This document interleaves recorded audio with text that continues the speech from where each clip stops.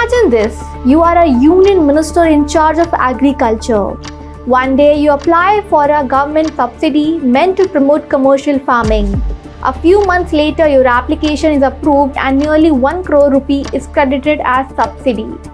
Perfectly legal or ethically questionable. That is the debate after an investigation by the Indian Express.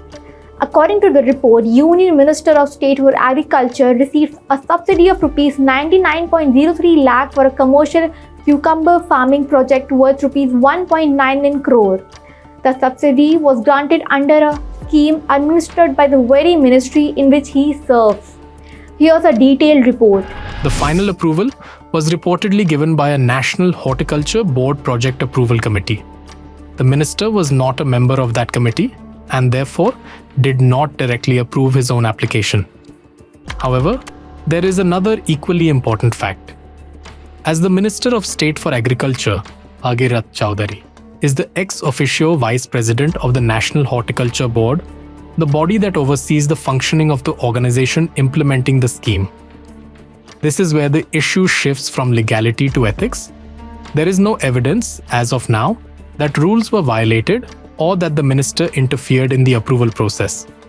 But should a serving minister receive financial benefits from a scheme run by the ministry he represents? That is the larger public question. In public life, perception often matters as much as procedure.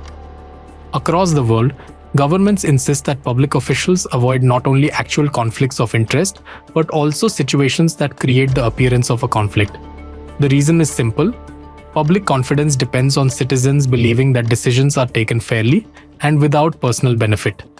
Supporters may argue that if the minister fulfilled all eligibility conditions, why should he be denied a subsidy merely because he is a minister? They may also point out that hundreds of other projects were approved under the same scheme. Critics, however, will ask a different question.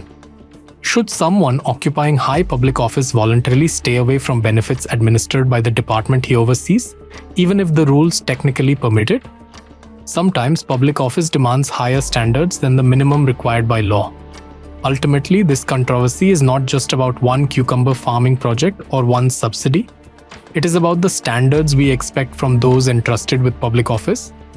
The law answers one question, ethics answers another, and in a democracy, both matter.